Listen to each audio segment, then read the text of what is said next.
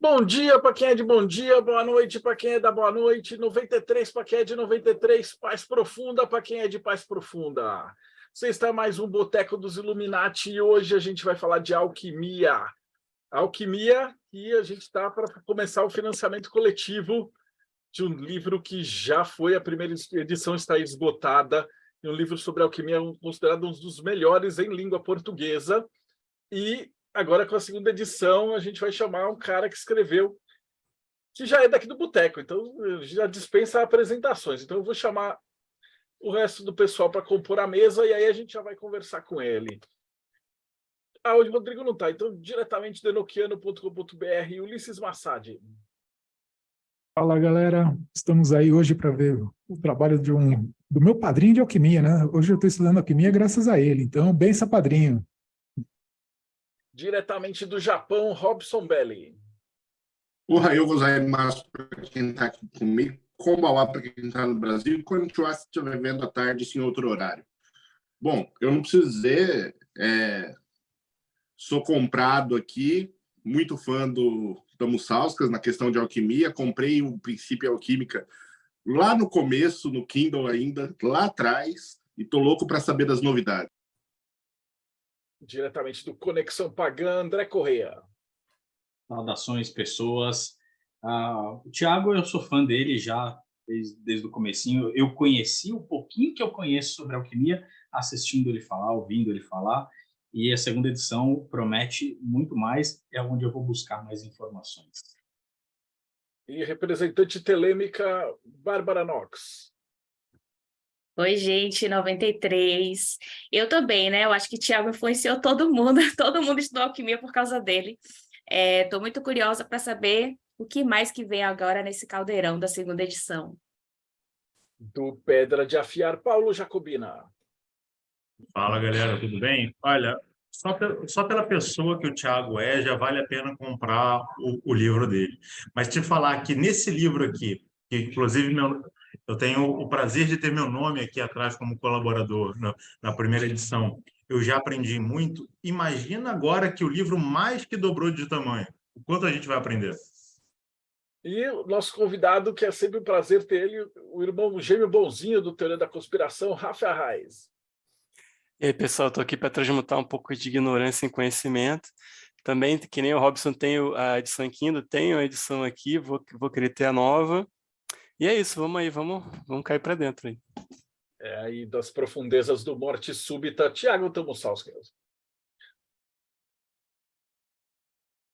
Agora sim, tudo bom, galera? Obrigado pela presença de todo mundo. É sempre um prazer estar aqui com vocês e hoje ainda mais especial para poder apresentar um pouquinho do meu trabalho que foi acumulado aí nesses 3 anos desde a última publicação do Princípio Alquímica. Eu tenho um trabalho difícil, né, que é convencer quem comprou o primeiro livro a comprar o segundo, mas eu estou convicto de que tenho bons argumentos aqui, porque o livro deu um salto de qualidade muito grande. Preparei uma apresentaçãozinha aqui no PowerPoint, porque eu gosto de me guiar, né, nesse esqueminha mais engessadinho, mas pelo menos meu pensamento fica mais em ordem. Aí dá para apresentar para vocês e eu tenho garantia de que eu não vou esquecer de nada. Deixa eu compartilhar aqui a tela. O Princípio Alquímica.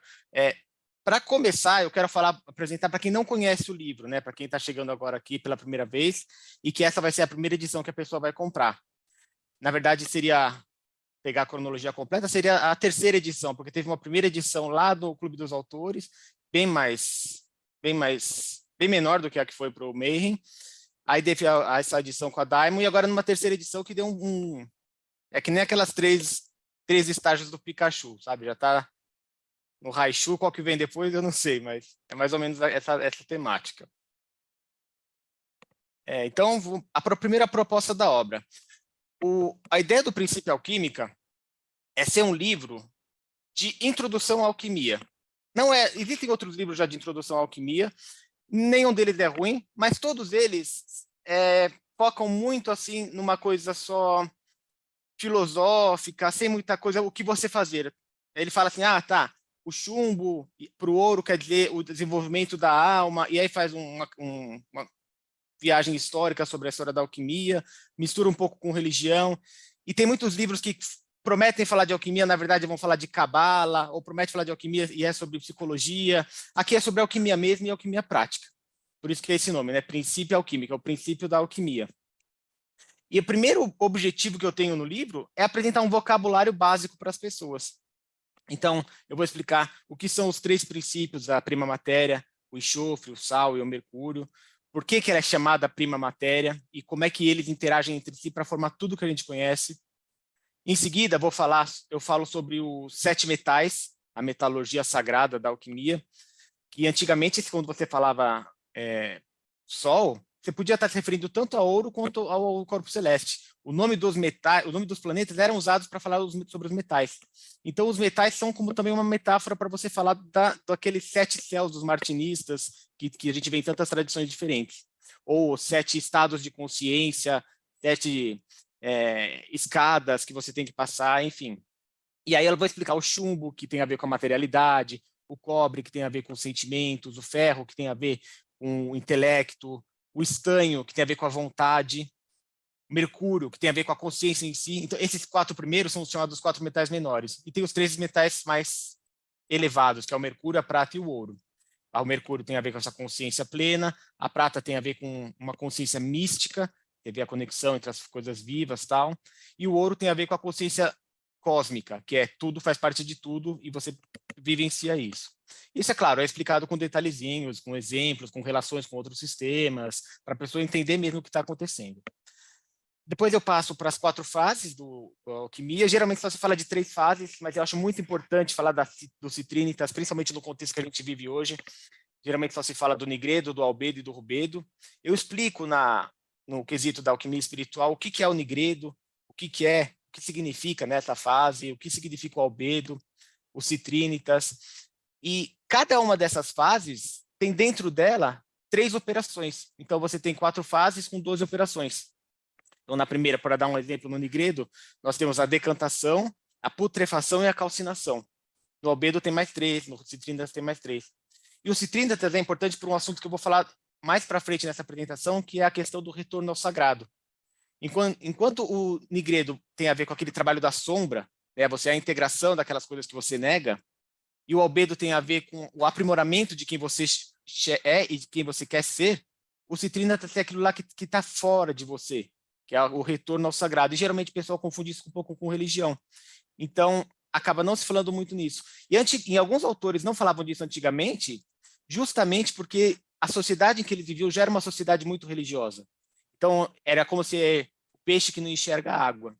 Mas outros que viviam em sociedades menos religiosas, falam mais dos citrinitas, que eu acho que é o nosso caso. Então, eu acho importante retornar esse aspecto da grande obra. E fechando o rubedo, tem a ver com, entre outras metáforas, né, a questão do casamento alquímico, da descoberta do cálice sagrado, da pedra filosofal ou da descoberta da verdadeira vontade. Tudo isso eu descrevo na primeira edição do Princípio Alquímico de uma forma bastante didática, propondo uma metodologia. E essa palavra metodologia é muito importante porque a Priscila, que fez a psilocibina, né? Ela fez o prefácio para um outro livro meu, que a gente vai falar em outra ocasião, e ela me chamou a atenção de que na primeira edição eu chamava a alquimia de método, e talvez não fosse, né? Talvez fosse, na verdade, uma metodologia, e realmente é. Porque eu não estou propondo aqui só uma receita de bolo para vocês seguir, eu estou propondo uma discussão sobre esse método, então é um estudo do método. Então, cada um vai acabar descobrindo o seu caminho mais adequado. E isso é relevante porque uma coisa que o Marcelo falou várias vezes já, é que muitos dos treinamentos mágicos, de livros de caminhos esotéricos que tem por aí, que propõem caminhos, na verdade é o caminho que aquele cara que escreveu passou, funcionou para ele e ele publica. Então, não necessariamente vai funcionar para as outras pessoas. Só que o que eu estou propondo não é que você seguir exatamente esse caminho, mas que você pegue o que tem nele de bom e dê a sua cara. Então, na verdade, eu proponho não só um caminho único, mas um caminho múltiplo, que você não só pode escolher, mas pode modificar. Mas pelo menos você tem uma base para começar e você não precisa sair do zero. Você se apoia no ombro dos gigantes, dos alquimistas que vieram no passado. Isso que eu escrevo nesse livro não foi tirado da minha cabeça. Eu recebi de um alquimista praticante, que recebeu também, que também recebeu de alguém. Enfim, é uma tradição que, como qualquer outra tradição mística, ela tem uma história e ela tem um futuro também. Então, essa era a ideia do Princípio Alquímica no primeiro volume. Então, apesar de eu falar alguma coisa sobre poções, dou algumas ideias de espagiria, ele é muito focado na alquimia espiritual, porque é o mais importante. Eu acredito que, se a gente fizer escaloneamento de valores, você tem a alquimia espiritual ou alquimia da consciência, se você tem problema com a palavra espiritual, e a alquimia vegetal, alquimia mineral, alquimia animal, alquimia sexual, todas as outras alquimias que tem são ferramentas para você atingir esse objetivo da alquimia espiritual. Então, por isso eu foquei muito na alquimia espiritual na primeira edição e me furtei de publicar algumas coisas que eu já praticava, mas que eu achava que se eu colocasse ia acabar distraindo as pessoas. Pois bem, eu vou explicar por que eu mudei de ideia. O Princípio Alquímica, sendo um livro sobre transformação, seria muito contraditório ele não transformar-se, né? Se um próprio livro está querendo ensinar uma metodologia para você se tornar uma pessoa melhor e, portanto, os seus frutos se tornarem melhores, então como é que um livro pode ter acabado e não ter uma transformação ele também? Então, de fato, tem. Ele reflete esse período que teve desde o lançamento na minha própria evolução pessoal. Então, ele tem algumas correções, tá? Eu mudei alguns nomes de algum lugar. Talvez a pessoa que leu o primeiro estranhe algumas coisas no segundo. Mas tem muitas melhorias nos capítulos. Tem propostas de experimentos novos, propostas de descrições, de comparações novas. Então, o livro cresceu nesse aspecto. E uma parte importante é que, conversando com algumas pessoas, elas me convenceram a publicar algumas coisas que eu não queria publicar no primeiro. Eu vou até listar nos próximos slides quais são essas coisas e por que agora eu estou abrindo o jogo sobre alquimia mais prática. Além disso, tem coisas que eu aprendi que eu simplesmente não sabia. Então, foi um arcabouço novo das coisas que eu li, o curso que eu fiz, pessoas que eu conversei. Então, eu também evolui nesse aspecto. E eu acabou transformando o livro nesse sentido também. E alguns recursos que vieram sugestões de outras pessoas. O fato é, quando eu publiquei o livro com a Diamond em 2021, eu recebi muitos contatos. É o que eu chamo aqui do efeito Mayhem. Porque quando eu publiquei, a galera do Mayhem é um público muito nichado, né? É uma galera que gosta das mesmas coisas que você não encontra em qualquer lugar por aí.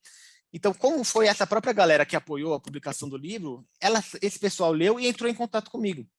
Então, eu conheci muitas pessoas, tive feedback de capítulos específicos, dos assuntos que aquela pessoa gosta mais. Mesmo quando a pessoa não era um especialista no assunto, eu sempre peço, né, para os leitores me darem insights e feedbacks pessoais mesmo, da experimentação deles. Então, desse material, ele se transformou em um livro que não é mais só um livro com a minha experiência, mas ele tem é um livro vivo que tem o retorno de uma comunidade e que, por isso, ele cresceu de qualidade também. Então, foram cabalistas, hermetistas, Rosa Cruz, telemitas, ubandistas, quibandeiros, muita galera que achou semelhanças com os sistemas que eles usam e propôs alguma sugestão para melhoria no itinerário que eu coloco no livro. Além dessa galera mística e da galera da praxis, né, que simplesmente aplicou e testou, tem um pessoal também de psicologia, tem alguns médicos que deram os toques de algumas coisas que deviam ser corrigidas, hipnólogos, galera da programação neurolinguística, que dá uma pegada um pouco mais rígida, um pouco mais assertiva para algumas coisas que precisavam ser melhor afiadas. E também sugestões de novidades, né? Falando de mim mesmo, nesses 3 anos eu passei por bastante experimentação de alquimia operativa. Quem me acompanha nas redes sociais sabe que eu publico, né, os meus fracassos e os meus sucessos lá no Instagram, no Facebook, e com isso eu aprendi bastante coisa. Então, o livro vai espelhar um pouquinho de todas essas conclusões que eu cheguei, essas doutrinas que eu testei e esses produtos que eu criei a partir da espagiria. Também li bastante coisa, tive contato com algumas coisas interessantes, por exemplo, a parte da herbologia afro-americana, que é uma coisa que era mais nebulosa para mim, agora está um pouco mais clara. E outro fator importante é que, mais ou menos naquela época, eu comecei a participar da Inner Garden Foundation, que é praticamente a maior guilda alquímica internacional que existe hoje. O Ulisses está aqui, ele também é membro comigo. E lá eles têm algumas coisas, lições, tem um juramento que você faz ao entrar, que você não pode falar algumas coisas que você, como sempre, né? Eu sou meio contra isso, mas enfim, eu fiz o juramento, eu não posso falar especificamente as coisas que eu aprendi, mas eu posso explicar coisas que eu aprendi a partir disso. E as coisas que eles ensinam lá, que eu vejo que já tem publicado em outros lugares, ainda que em lugares mais obscuros, eu falo abertamente também, não tenho melindre, não. para quem está preocupado com o volume, né, já comprei um livro, vou comprar outro, eu fiz aqui uma pequena estatística de crescimento do livro. A primeira edição tinha 39 capítulos, considerando aqui o capítulo mesmo e os apêndices, né, tinha 2 apêndices, então tinham 39 no total, e agora são 76 novos capítulos. Então, daí já dá para ter uma ideia não só de como cresceu, mas de que também assuntos novos estão sendo tratados, assuntos que não eram falados antes. Os capítulos que já existiam ganharam novos conceitos, foram expandidos, né? Então é uma versão ampliada do livro. E nós temos 10 capítulos de alquimia espiritual, 10 capítulos novos dentro da parte de alquimia espiritual, 16 capítulos sobre espagiria, ou seja, eu estou falando aqui da alquimia operativa. Então, quem lê o livro e seguir vai aprender a ter o seu laboratório e fazer tinturas, fazer elixires, fazer várias coisas assim na prática, usando os princípios da espagiria. E, além disso, 11 novos apêndices, assuntos que não se encaixavam nem tanto na alquimia espiritual e nem tanto na espagiria, eu coloquei num apêndice que é praticamente um terceiro livro lá, com assuntos mais diversos, sempre envolvendo a alquimia. Então, na prática, aqui eu coloquei um número, que o Marcelo depois me falou um outro número, mas esse aqui é o número do manuscrito, tá? Do documento do Word mesmo. O original tinha 164 páginas, agora tem 484.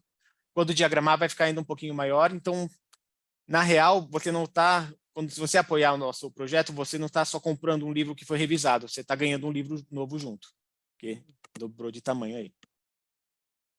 Agora eu fiz uns highlights do quais são esses capítulos novos nessas 3 áreas. E eu separei pela parte de alquimia espiritual, pela parte do secreto secretorum, né, que é uma coisa bem legal que expandiu no livro, e pela parte de espagiria. Então eu vou falar assim, sobre os capítulos que eu acho mais bacanas que foram adicionados, e que quase todos eles foram sugestões de pessoas que leram o livro antes. O primeiro eu dou um panorama histórico completo sobre a alquimia, bem estudado mesmo, que eu divido a alquimia por fases,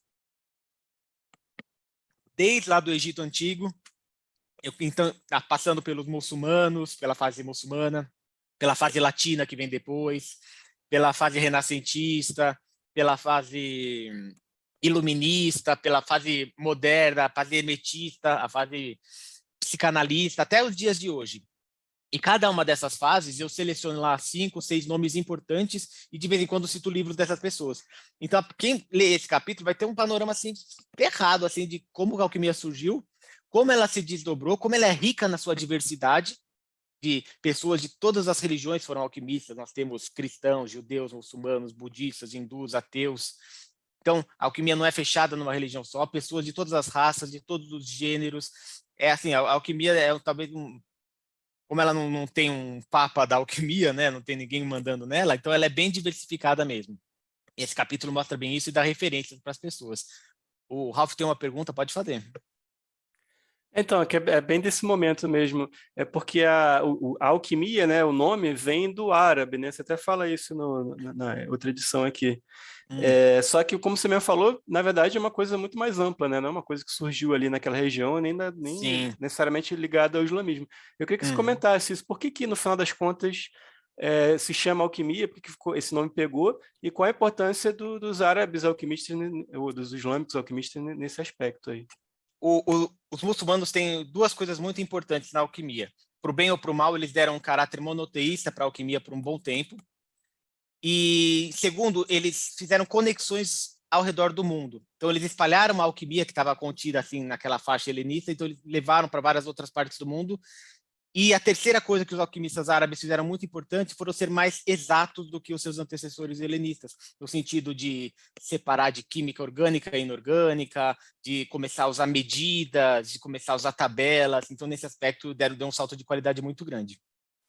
Sobre a questão do nome, é muito legal porque a própria etimologia da palavra alquimia em português é uma certa linha do tempo que nos remete lá ao comecinho, porque da alquimia, né, em português, como você já disse, ela vem dos muçulmanos, né, a alquimia, né, que é a arte da química, coisa assim.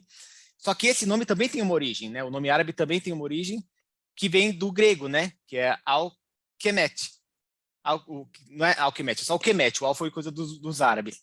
E esse Kemet é uma referência à terra do Egito. é a terra negra, né? Ou a terra do povo negro, ou a terra da terra escura. Então, ou até o trabalho em negro, né? Que começa com o negredo, né? Que é super importante. Então, ela mostra que a origem da alquimia está bem antiga. E a gente poderia até falar que é mais antiga ainda, só que aí você começa a entrar no reino um pouco documentado e começa a misturar com mitologia. Então, você tem a origem da alquimia que vai falar que veio dos anjos, que veio dos deuses, que veio dos aliens, que veio dos profetas, mas aí a gente não tem documentação. A primeira galera que falou, não, somos alquimistas, usamos esses nomes, é no Egito Ptolomaico. Antes disso, talvez se você observar, os pré-socráticos foram uma espécie de alquimistas, né? Eles estavam interessados na natureza das coisas, né? São chamados naturalistas. Eles tinham essa pegada assim de fazer alguns testes, que nem o Tales de Mileto fazia. E o principal, eles não concordavam muito um com o outro. Então, eles têm algumas características de alquimistas, mas eles nunca foram chamados de alquimistas. Se começou mesmo lá no Egito helenista. Então, acho que você dá uma... Você diria que os filósofos que se chamavam de filósofos da natureza, alguns deles poderiam ser alquimistas? Eu acho que sim. Embora não se use esse nome, até porque eles estudaram no Egito, né? Todos eles falaram que aprenderam muita coisa lá no Egito e a alquimia veio das escolas de mistérios egípcias, na minha concepção. Perfeito? Bom, continuando aqui nas partes dos capítulos novos, né? A parte do Negredo não é um capítulo novo, mas ela foi muito mais detalhada. E o mais importante, eu coloquei lá uma técnica para você usar os princípios do enxofre, do mercúrio e do sal, para fazer a calcinação de fato, a calcinação psicológica. Porque muita gente falava assim, livro, tá legal, eu tenho que parar, ou tenho que integrar os impulsos, né? Como é que eu faço isso? Não tinha muito bem definido, né? E agora tem uma técnica que é sugestões de alguns psicólogos, com algumas ideias malucas que eu tive, então é uma certa inovação, mas é uma proposta de ter, pelo menos, ter alguma coisa mais clara para a pessoa seguir. Então, é um trabalho muito importante essa parte da primeira fase da alquimia, porque ela que vai dar sustentação para todo o resto. Bom, eu falei que eu expliquei alguns princípios do enxofre, dos metais, eu incluí alguns princípios novos não, né, que não estavam no livro, nessa parte de anatomia da alquimia. Então, agora eu estou falando também do azote. O azote, para quem não sabe, é aquilo que faz a pedra filosofal funcionar. A pedra filosofal, na verdade, ela só serve para segurar o azote, porque ela é a única coisa que não se dissolve com ele. Mas todos os poderes místicos atribuídos à pedra filosofal, na verdade, vêm desse azote. E aí eu explico o que é esse azote, na verdade, né? Eu dou uma interpretação minha também, mas me foco bastante na tradição do que falaram sobre ele. E no outro oposto do azote, também falo do antimônio, que é uma outra coisa muito importante na alquimia. A alquimia do Basílio Valentim é basicamente baseada no antimônio, e eu dou uma explicação do que seria o antimônio dentro da alquimia espiritual. Spoiler alert, o antimônio é essa zona que a gente está hoje, essa coisa, esse veneno misturado com remédio que a gente tem que tratar. Mas lá eu explico melhor o que é. E explico também a corrente dourada de Homero, que é como é que esses três princípios, a prima matéria, o azote, o antimônio e os 7 metais se reúnem nesse esquemão chamado corrente dourada de Homero, que, olha só, é muito parecido com a árvore da vida. Então, dou aqui E isso é legal porque dá uma estrutura melhor para a alquimia. Eu falo também da colheita do orvalho, passo alguns exercícios interessantes da colheita do orvalho, que é a questão da observação da natureza, que foi uma coisa que eu meio que pulei na primeira etapa. Não lembrei de falar muito disso. Aqui eu falo bastante dessa importância da comunhão com a natureza, do você observar os ciclos de fora e de dentro, e como isso tem a ver com a colheita do orvalho. E o bacana é que na parte de espagiria, que a gente vai falar depois, também tem a colheita do orvalho, que é o orvalho de verdade, que você tem que colher porque você precisa fazer algumas experiências. Então, na alquimia tem muito disso, né? Às vezes a metáfora ela é real também. E isso é legal porque enquanto você está fazendo a prática, você também está experimentando aquela metáfora, você está vivendo ela. O itinerário inteiro de todos os metais, de todas as operações e todas as fases, tem práticas de experimentos novos. Mas uma sugestão que me deram foi organizar esses experimentos, essas práticas, na forma de uma lâmina de acompanhamento, que é uma folha que você pode xerocar ou copiar na mão, para você deixar no lado do seu laboratório, do seu oratório, para você saber o que eu tenho que fazer hoje mesmo. Então é uma coisa só para documentar melhor, e isso é muito bom porque facilita o registro depois no seu diário mágico, no seu sistema de documentação. Então é uma coisa que traz dá um pouquinho mais de profissionalismo para o trabalho do alquimista. Pode falar, Paulo. A pergunta é bem simples, aproveitando esse gancho que você trouxe, que é fundamental da comunhão entre o desenvolvimento intelectual com a prática, até porque você só consegue se desenvolver dentro praticando, né? E você disse que no seu livro você tem as duas informações, né? Para aquele que está lendo pela primeira vez, ou até mesmo para aquele que está vendo essa edição ampliada, o que você recomenda para ele? Já pegar o livro e usar como manual e ir testando, ou estudar bastante o livro e depois testar? Ou alguma outra ordem? Como é que você sugere? Eu pensei bem nisso que você está falando quando estava escrevendo, então durante a própria leitura vai chegar um momento em que eu vou falar assim para você, olha, se você está lendo a primeira vez, faça isso. Se você já está falando a segunda vez, faça essa outra de outro jeito.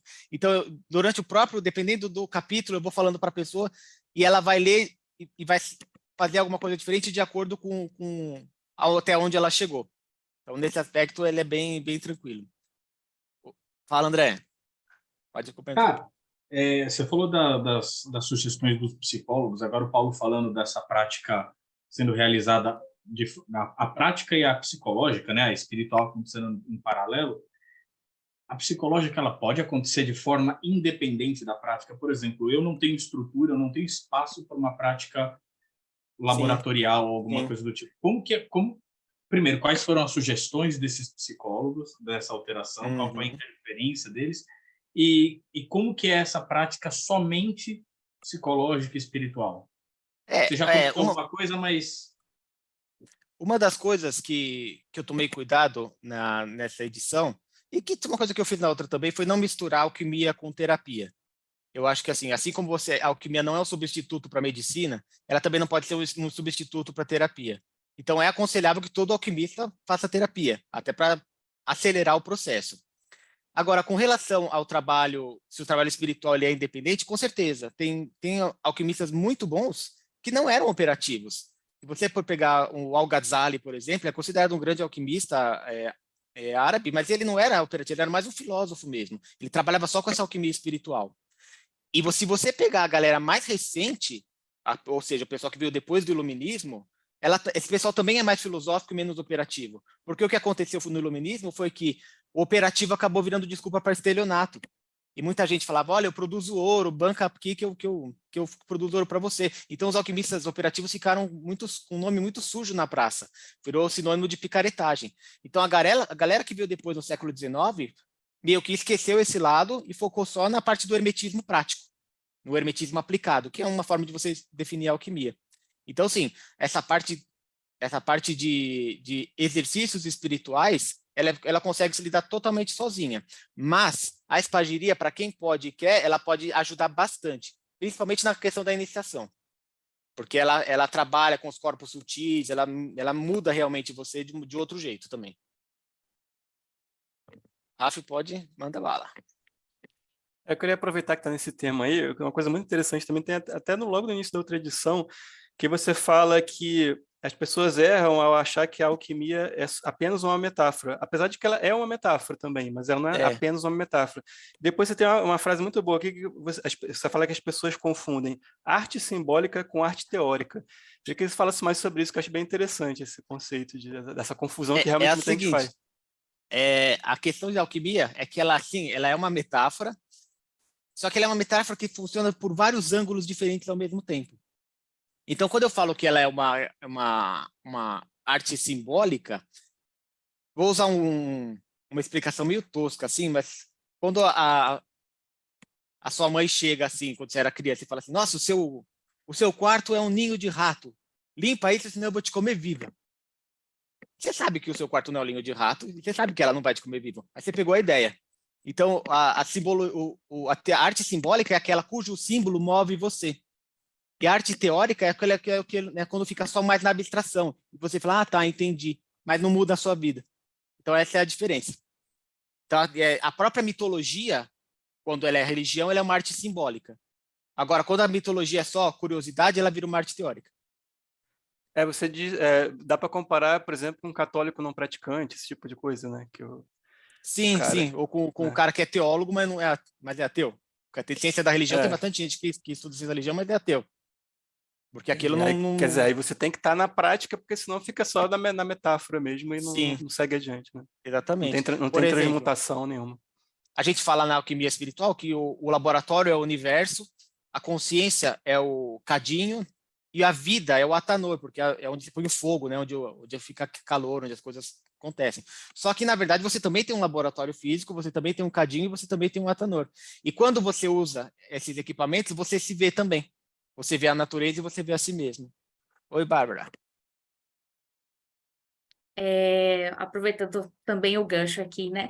Qual que é a importância, então, do corpo do alquimista nesse processo todo, né? Porque a questão da prática, ela foge do cerimonial e ela entra na mão na massa de fato, em você ter reações físicas de fato com a matéria, com a planta que você está trabalhando, enfim, com o metal, e em si mesmo, porque você tem que se expor a diversas situações no laboratório. Eu queria que você defendesse isso. Por que isso é tão importante? Eu também acho.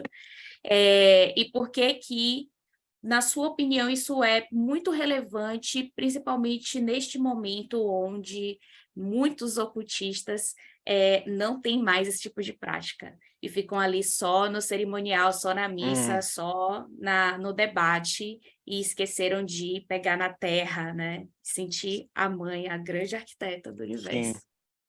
Essa é uma pergunta meio jacobina, hein? Mas vamos lá. Assim, a alquimia ela trabalha com o princípio de que tudo é um. Então, não existe muito essa separação do mundo espiritual e do mundo material. O mundo material ele é espiritual e o mundo espiritual é material. Então, quando o Paracelso fala que... O Paracelso, por exemplo, ele foi um opositor do Galeno. O Galeno falava que a gente tinha aquele corpo com os 4 elementos. O Paracelso fala, sim, nós temos isso, mas temos outros corpos também. Tem o corpo sideral, tem o corpo espiritual, mas são corpos também. Ou seja, eles afetam os nossos sentidos, eles afetam os nossos sentimentos, eles afetam a nossa vida inteira. Então, eu acho que é um pouco parecido com a pergunta do Ralph, porque é aquele sentido de que não é só uma teoria, é uma vivência. E o legal da alquimia é que ela te dá justamente isso que você falou, coisas para fazer. Você põe a mão na terra, você se queima, você corre o risco de se machucar. O laboratório ele é muito parecido com a vida, porque as coisas podem dar errado lá. E ele não vai passar a mão na sua cabeça. O bacana do laboratório é que ele não mente. E se você tem uma tarefa para fazer, ele não vai falar, tá bom assim. Não, para tá bom tem que tá bom mesmo. Então, isso é um pouco parecido com a alquimia espiritual nesse sentido de que para tá bom tem que tá bom mesmo. E ela começa com o corpo. Tanto é que o primeiro metal que você vai trabalhar é o chumbo. E o chumbo, ele representa a corporeidade. Ele representa o Saturno, né? A coisa que vive, mas também a coisa que morre. E olha só, o Saturno ele não é só trabalhado no começo da alquimia, na primeira operação. Não, todas as operações, você tem que lidar com todos os metais. Então, lá no final, você não é esse negócio de transformar chumbo em ouro, ele é meio simplista, porque, na verdade, o chumbo está até o final, e o ouro está desde o começo. Então, esse trabalho funciona nesse sentido. A gente pode dizer que a alquimia é não dual, então? Não dual? Sim, com certeza. Tanto é que a ideia de macrocosmo e microcosmo vem do Paracelso. Só que a explicação dele para macrocosmo e microcosmo não é o que se dá hoje, que é, eu estou aqui, o pai está no céu. Não, ele fala que o macrocosmo, a definição do Paracelso para macrocosmo é o homem exterior, ou a gente diria hoje mais corretamente, né, o ser humano exterior, ou a consciência exterior, melhor ainda. E o microcosmo não é eu aqui, não, é a consciência interior. Só que é a mesma consciência, só que uma olha para fora e outra olha para dentro. Então, com certeza, ela é não dual. E a descoberta dessa não dualidade, ela é uma parte importante do processo. Por isso que eu hesitei em falar que ela é não dual no começo, porque no começo você lida com essa dualidade, e depois que você vai integrar ela lá na frente. Porque, na verdade, a gente sempre vai precisar da dualidade, porque a gente não alcança, talvez, estando no Ocidente, talvez pela nossa herança, né? Não sei, talvez a gente não consiga alcançar sem utilizar desses paralelos para são ferramentas, né? São ferramentas, exatamente. Por isso que a prima matéria, no começo se falava que a prima matéria, ela era duas, na verdade era só enxofre e mercúrio. Depois que colocaram o sal para ficar mais didático. Aliás, foi o Paracelso que colocou o sal também. Só que na verdade, o enxofre e o mercúrio é o yin e o yang. Só que hoje, por alguma razão, a gente conhece mais o nome oriental do que o nome ocidental. Mas é isso, é essa dualidade. E essa dualidade que é trabalhada desde o comecinho. A pergunta jacobina vem agora, hein? Ai, ai, ai. Não, não, não. Ia só complementar essa questão que o Thiago trouxe, da dualidade, a Bárbara também comentou, né? Porque a gente aprende no contraste, né? Você compara coisas. E aí, ao comparar, você vê similaridades e diferenças, aí você aprende aquilo, mas tudo sempre integrado dentro de um mesmo sistema, né? Isso mesmo. Então, até que para você fazer uma tintura, você separa e depois junta. Você separa o enxofre, separa o mercúrio e depois você junta eles. Bom, outra coisa que foi muito legal nessa nova edição, eu não vou dizer que é a mais legal, porque tem muita coisa legal, mas uma das mais legais é que eu fiz um detalhamento do procedimento do casamento alquímico que eu fiz em 2020 durante a pandemia. Então, é uma coisa assim, eu fiquei bastante melindre de publicar, porque é um pouco pessoal, mas eu tirei as partes que não interessam para as outras pessoas e me foquei no método, né? Tanto aí transformar aquilo lá no método, numa proposta de trabalho para as pessoas. E assim, é uma versão parecida com o trabalho de Abramelin, com a evocação constante do Sagrado Anjo Guardião, só que tem outras coisas parecidas, mas a essência é muito semelhante. Então, precisa de um certo isolamento, precisa de uma certa concentração constante e precisa ser feito no momento certo. E, por acaso, em 2020, eu tive esse momento certo na minha vida, apliquei e colhi frutos depois. Então, é uma ritualística que eu proponho aqui nessa parte, que substitui no livro anterior, eu chegava e falava da conjunção, né, que acontecia e descrevia assim, alguns estados místicos que citei depois do processo, mas eu não falei o processo que eu fiz. Então, nessa edição, tem esse casamento alquímico, que aí inclui desde o flerte até a lua de mel com a pedra filosofal. Aí vocês vão ter que ler para entender exatamente o que é, mas eu acho que bem bacana, é uma proposta bacana e prática que as pessoas podem fazer sem se limitar a uma religião em particular. Porque o próprio Abramelin, ele tem, né, a sua temática judaica lá no meio, e tem outras versões do Abramelin que também vão puxar alguma coisa para uma outra religião, e aqui eu faço uma proposta que você consegue adaptar para você. Então, é uma coisa bem diferente que eu estou propondo aqui. Não sei se vai dar certo para todo mundo, mas para mim deu alguns bons resultados. Bom, tem um capítulo também aí de alquimia sexual, porque é um assunto que o pessoal me pediu muito.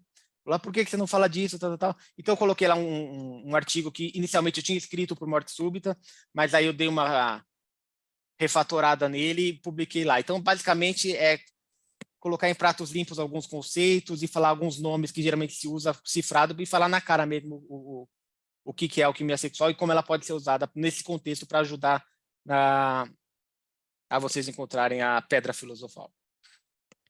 Bom, isso aqui é o que melhorou da parte de alquimia espiritual. Eu vou falar de mais duas partes agora. Uma sobre o Secreto Secretorum e a terceira sobre espagiria. E a terceira é a maior. Então, eu vou ter que ser meio rápido aqui, porque já não sei como é que a gente está de tempo.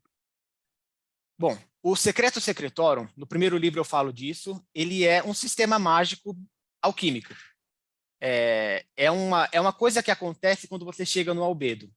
Porque a maioria dos treinamentos esotéricos, cursos esotéricos de magista, programas de treinamento que você vê por aí, ele dá algumas ferramentas bacanas, mas eles esquecem um trabalho anterior que tem que ser feito, de espelhamento da alma, de integração, de lidar com os seus aspectos negativos. E o que acontece é que muitas pessoas querem desenvolver poderes, mas elas não sabem muito bem o que elas querem. Então, na verdade, a pessoa acaba sendo um mago, às vezes, talvez até competente, mas que ele vai realizar o desejo que foi vendido para ele pela televisão, e não aquilo lá que realmente poderia ajudar para ele. Então, tem um trabalho anterior que tem que ser feito. Por isso que o Secreto Secretório ele aparece no meio do livro, ele corta o albedo antes de você de passar para os citrínitas. E ele é interessante porque ele é um sistema mágico que independe de qualquer religião da pessoa.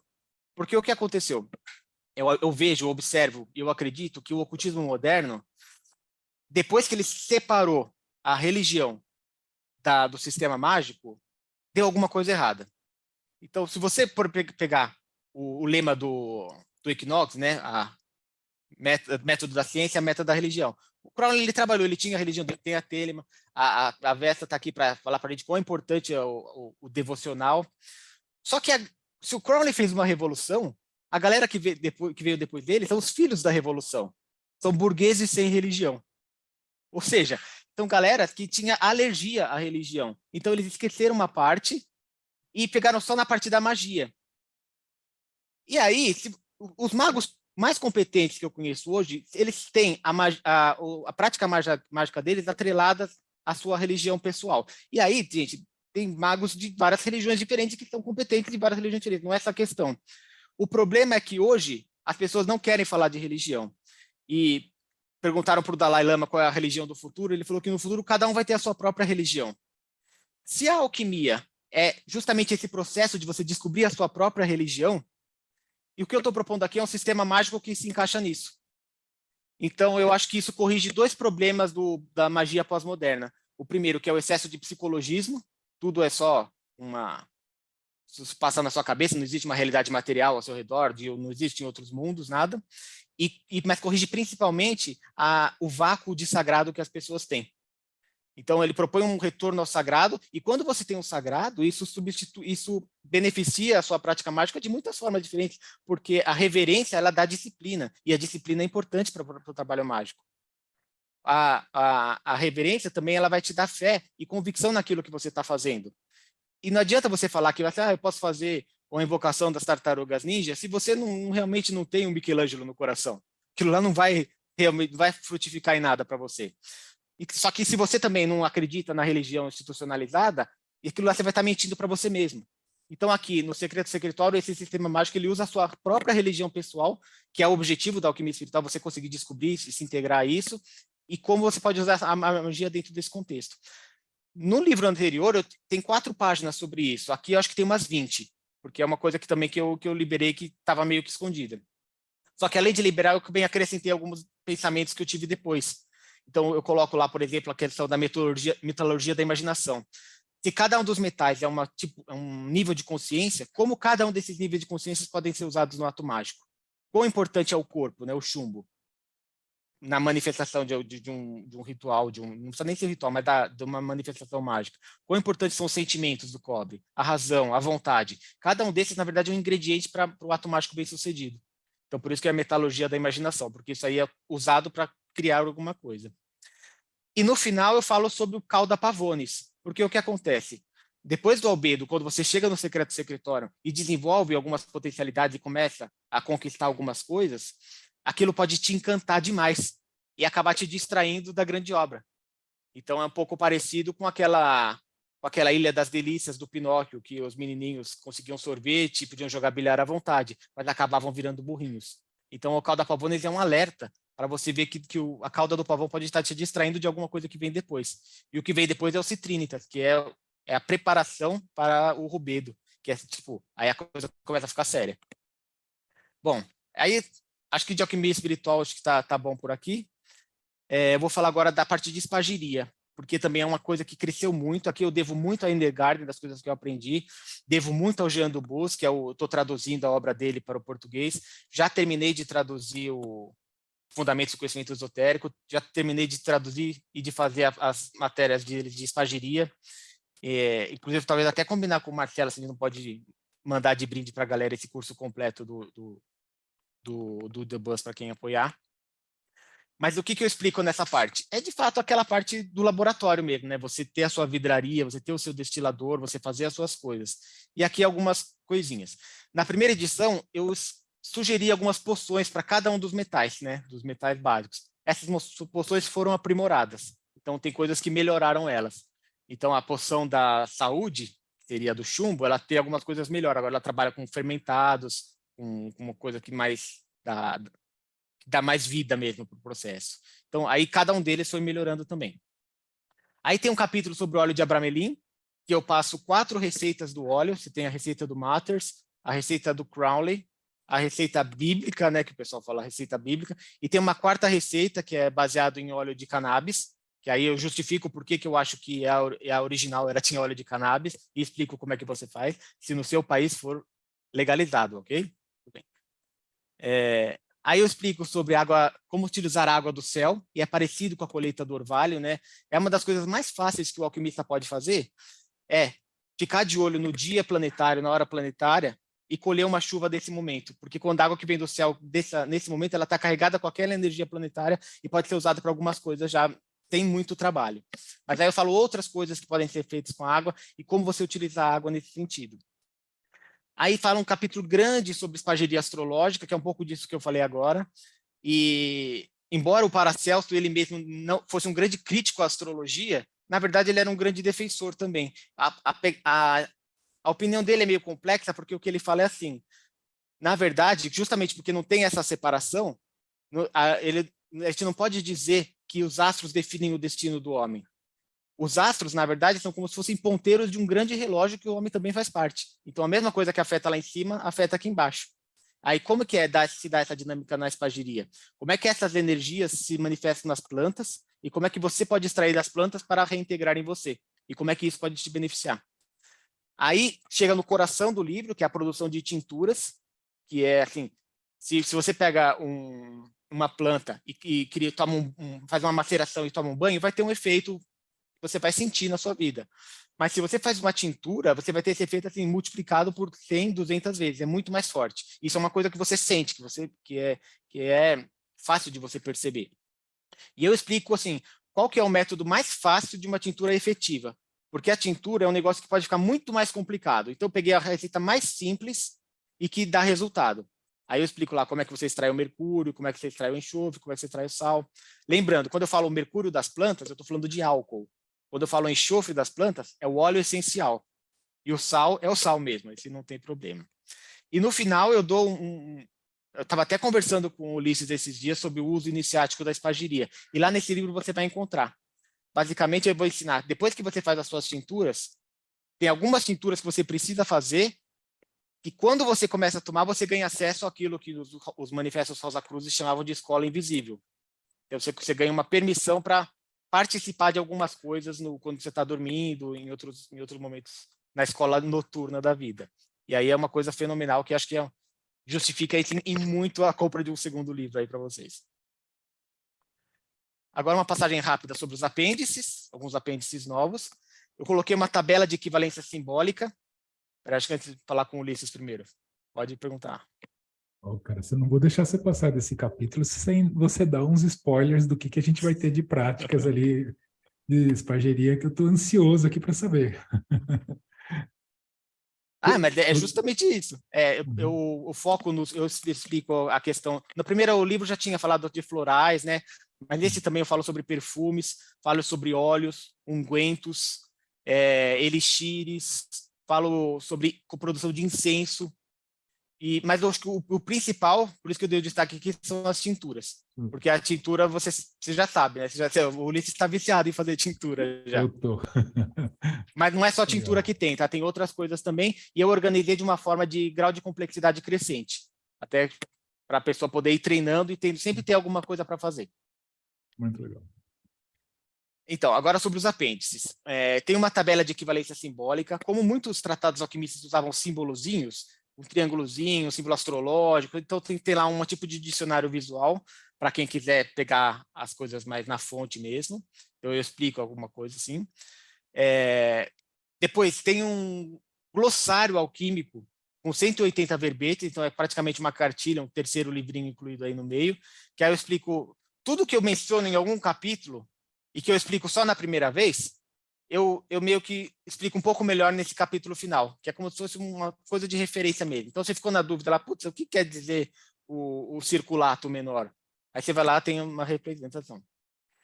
Da mesma forma, tem uma listagem de diversas operações espagíricas, porque muitas vezes os alquimistas chamam pelo mesmo nome coisas diferentes e chamam coisas diferentes pelo mesmo nome. Então, eu fiz uma listinha para ficar organizado.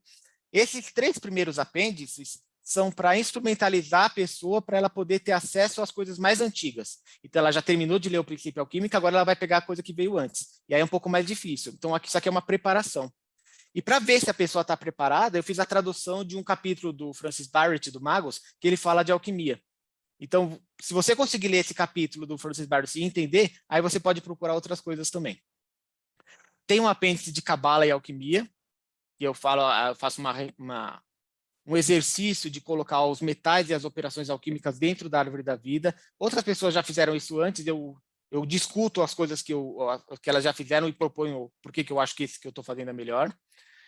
Tem um ritual mais elaborado do Vaso de Hermes, que é uma mistura de banimento com criação do corpo de luz. Só que é uma coisa que você faz que você não precisa estar seguindo nenhuma egrégora particular, a não ser a egrégora da alquimia, lógico. Aí tem uma discussão sobre tarô e alquimia, tem uma tiragem que eu bolei lá baseada no curso do Grola, que ele fala lá dos mitos modernos, né? Então a gente faz uns exercícios lá, e nesse curso eu acabei criando uma tiragem alquímica baseada no caduceu, que faz uma leitura dos corpos metálicos da pessoa. Tem um sobre radiestesia, e tem uma última nota muito interessante, que eu acho que vai agradar bastante o Robson, que fala de alquimia chinesa, e da questão da garantia da imortalidade. Porque a gente fala que uma das coisas que a pedra filosofal faz é deixar você imortal. E desse último apêndice, eu dou umas dicas de que talvez isso também não seja só uma metáfora. Aí vamos ter que dar uma lidinha lá para comparar. Bom, se tudo isso aí ainda não te convenceu a apoiar e participar da segunda edição aí do Princípio Alquímica, também vai ter um curso bônus, que vai ser disponibilizado pela Diamond, com 6 horas, que eu vou explicar sobre alquimia, que eu vou falar não só o que está dentro do livro, mas algumas coisinhas extras, então vai ser complementar ao trabalho, vale a pena, mesmo quem já leu, vai se beneficiar, não vai ser trabalho de preguiçoso, não adianta você ver o vídeo para conhecer o livro, não, porque são coisas diferentes, e é um conteúdo exclusivo aí para vocês que apoiarem a gente. Lembrando que o Princípio Alquímica não está sozinho, né? Ele está num contexto aí, tem o livro do Paulo, que a gente já fez a live de filosofia, tem o Atalanta Fugins, que é o livro mais importante, não só do século XVI, como está lá no Catarse, mas de todo o período barroco. Então, pode pegar um pouco antes e um pouco depois. O Atalanta Fugins é a referência. E tem um livro sobre Psicotropicon, onde eu falo da alquimia e da relação delas com os psicotrópicos. Não são só enteógenos, nem só psicodélicos, mas com psicotrópicos em geral. Esse livro começou com uma nota de rodapé no Princípio Alquímica, depois virou um apêndice, e aí ele cresceu demais e eu tive que separar. É isso, galera. Espero que vocês tenham apreciado e sido convencidos a apoiar aí o nosso projeto. E vale dizer que, não sei quanto aos seus livros, mas o livro do Paulo teve um grande upgrade da capa ali. Não sei se o Marcelo tem... Tá aí com a imagem velha, é verdade. Não, vai ter uma capa melhor também a ser revelada. A gente está com um artista fantástico. Mas vai ser revelado em breve. Deixa eu ver os comentários aqui. E o legal é que ele dá para ser usado junto com a Atalanta, porque vem com todos os cartões, eu estava diagramando ele hoje, e aí você vai olhando e falando, o Thiago fez isso aqui, aí você vai olhar o cartão assim, né? Depois a gente podia fazer para o Morte Súbita ou para Hermetismo um guia de correlações dos cartões. Legal, dá acabou fazer. ficando um processo gigante, né, cara? Esse financiamento vai estar muito legal. É legal que é focado em alquimia, né? Tem bastante... É difícil você ver conteúdo desse gênero. Geralmente você começa a falar de alquimia, você está falando de outra coisa, mas aqui vai ser alquimia mesmo. Vai ser muito bacana e eu estou só juntando. Agora depende da galera que está apoiando, porque a gente precisa juntar gente para bater as metas, para poder dar livro. Eu quero dar uns 2, 3 livros, cara, mas não depende mais de mim, aí depende dos apoiadores. Robson, tem uma questão aí? Bom, eu só vou sugerir, se você já comprou o primeiro livro e não sabe o que fazer com ele, vai comprar o segundo, faz o seguinte, ocultismo, ele é transmitido de boca a ouvido. Entrega para alguém que você acha que vai gostar do conteúdo e vai ter uma introdução legal com o Princípio Alquímica. E aí você pode adquirir o segundo livro sem ter 2 livros iguais na estante. Ou se você for colecionador de livros e gosta de ostentar, olha, eu tenho a versão raiz e tenho a nova também. Né? Aí você fica com os 2. Mas uma ideia interessante é você realmente entregar o seu primeiro para alguém que vai fazer uso também daquilo, não vai ficar só na sua prateleira, né? Então, exatamente o que eu ia comentar tem a ver com o que o Robson falou, porque aqui mesmo tem uma prática espiritual, né, de sufismo e hinduísmo, canto de mantras, e no lugar onde eu pratico, eu vou levando os livros que ficam obsoletos, digamos assim. Tem a enciclopédia de metodologia, que a primeira já era grossa, a outra é maior ainda, vai acontecer a mesma coisa. Aí eu vou levando para lá sei lá, vai no centro espírita, algum lugar que tem uma biblioteca local, assim, você pode aproveitar.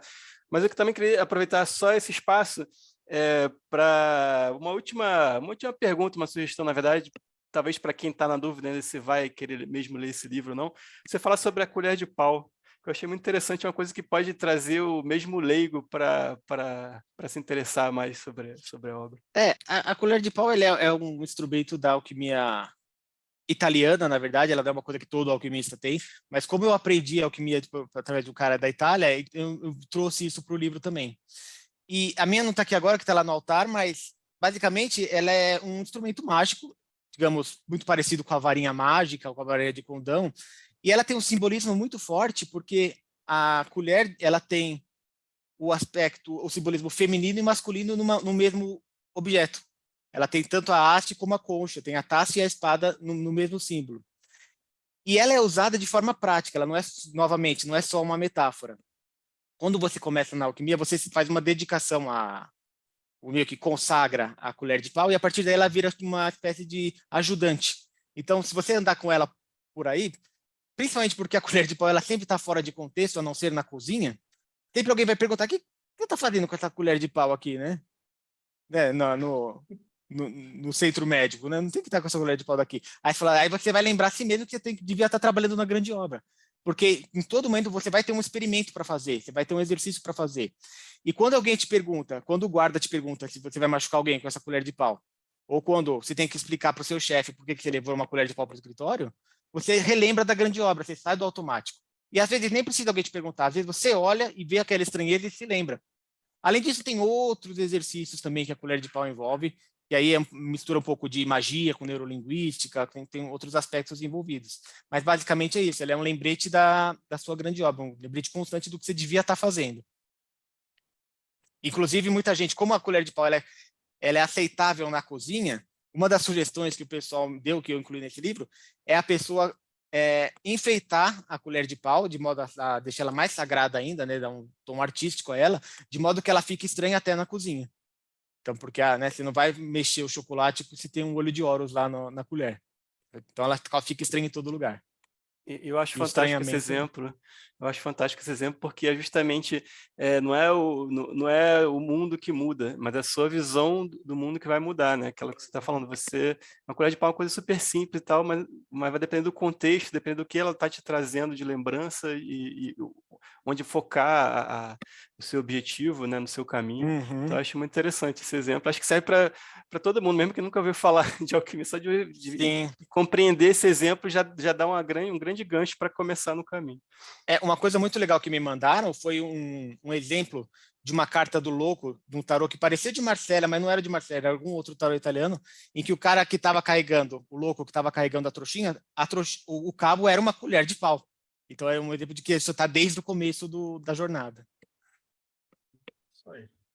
Bom, então se você ainda não se convenceu, está aqui catarse.me/Atalanta. E vai ser rápido, porque é o seguinte, os livros já estão prontos, a gente já quer colocar eles na gráfica, então a gente vai fazer só 1 mês de financiamento. E a gente vai colocar um monte de desconto, um monte de prêmio, um monte de coisa. Então, corre. Ele vai estar à venda depois? Vai, mas não com esse monte de desconto, com curso, com livro, com um monte de coisa grátis. Então, vocês já conhecem, é o 26º financiamento, apoia a gente. Eu vou fechando hoje sem jabá. Quem já falou Ulisses, já falou... Peraí, Robson, Rafa e Ulisses. Considerações.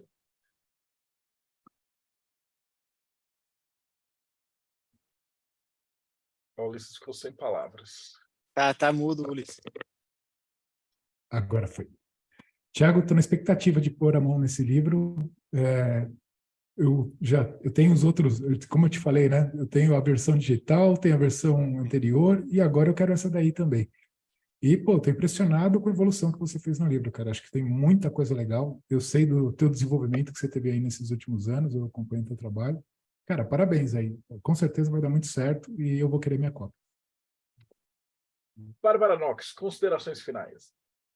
Parabéns, Thiago. Eu sei que foi muito esforço envolvido nesse trabalho. Com certeza essa edição nova vale extremamente a pena. E eu acho que quem não se convenceu, assistiu o episódio errado, tem que assistir de novo. Então apoiem, porque com certeza é um item essencial na biblioteca ocultista de todo mundo. André Correia, considerações finais. Cara, você falando, eu mandando para Vanessa aqui no WhatsApp. Você tá perdendo, ele tá falando da colher e das práticas italianas. E mandei também, cara, eu falei isso para você quando você falou lá na Conexão Pagã e fala agora. Ouvi você falando sobre alquimia, dá mais vontade ainda de estudar o assunto. E isso é fantástico, isso que é legal, empolga, faz o olhinho brilhar e emociona quando a gente encontra alguém que gosta do que faz. Show de bola, super recomendado. Quando tiver com a segunda edição, você volta lá na Conexão também, para a gente jogar isso para todo lado. Paulo Jacobina, suas considerações finais. Lembrando que tem o livro de filosofia do Paulo, que está junto, que tem uma capa nova agora, maravilhosa, a gente vai divulgar nas redes sociais.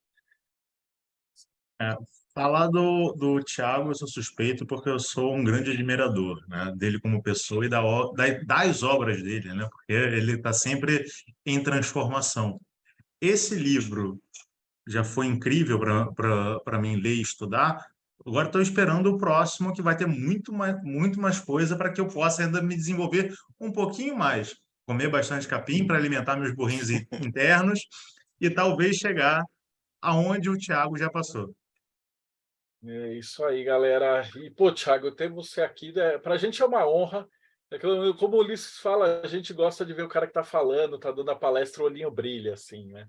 E, pô, escutar você falando é sempre uma aula, é sempre maravilhoso. Eu me sinto muito honrado, eu e a Priscila, de a gente estar podendo ter a oportunidade de editar esse livro. Eu te garanto que vai ficar super caprichado. A Pri está dando uma revisada, ela está super cuidadosa na diagramação, na montagem. Ela que achou o artista, né, o Andy. Depois a gente vai dar até uma entrevista com ele, porque ele faz bastante coisa. O Andy ajudou a gente no deck de voodoo. Então, ele é muito o cara bom. é muito talentoso, ele tem feito a programação visual da Diamond, então todas as capas eu tenho certeza que vai ser um upgrade fantástico. E para vocês que estão assistindo a gente, então não esquece, dá like e segue o canal, porque, cara, o YouTube ele só divulga vídeo de 10 minutos com gente fazendo micagem e dança. Então, essa entrevista 414. Então dá uma olhada que tem muito material legal, muita coisa boa, e se você ficar sentado esperando o YouTube te recomendar, é difícil. Tem que ativar o sininho, por aquele sininho para ele ficar preto até para receber as notificações e vir aqui no canal de tempos em tempos, ok? E apoie o projeto e a gente se vê no próximo Boteco dos Illuminati.